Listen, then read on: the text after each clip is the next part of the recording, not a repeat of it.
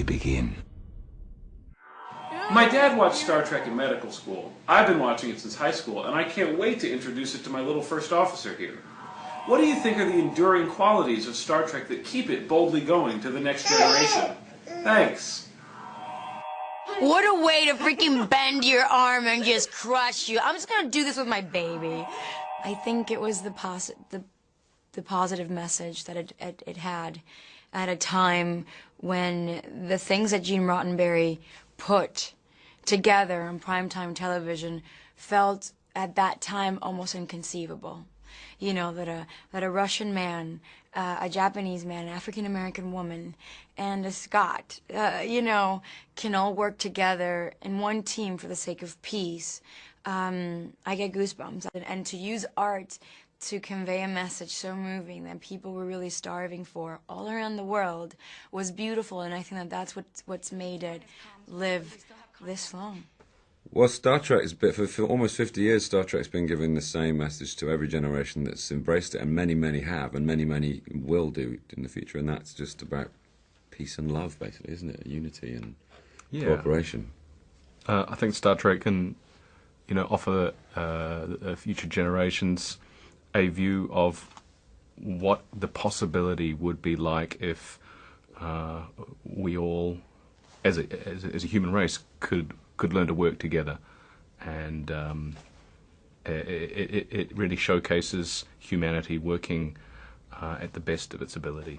Exactly. Star Trek is us at our best, and not just the actors, everybody.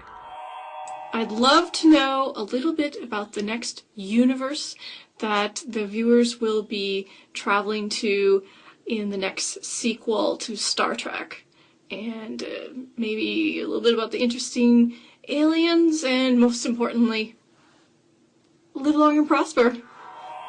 I would say one that's pretty recognizable in the sense that there's a lot of sort of earthbound jeopardy in this film. I mean, the ship is extraordinary, and we acted on a huge stage, a huge set that was the Enterprise.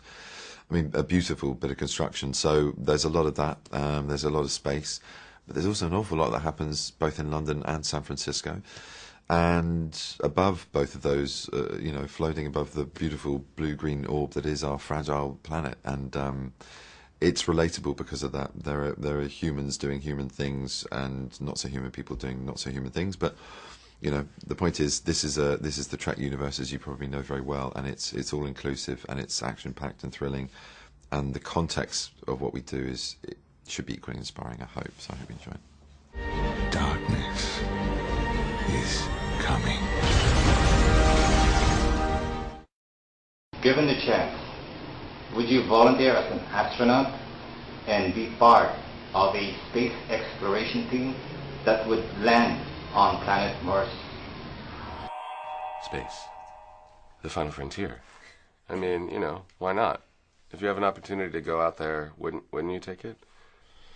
I would, of course. Yeah, I think it's really exciting. I think the two kind of fields that are most exciting is neurology and astrophysics. I think, and oceanography is also very. You keep leaving that out, but you know what I mean. It's like. But there are, you know, three. It just feels so dumb when I talk about it, but it is very exciting, and yes, I would love to do it. Yes, indeed.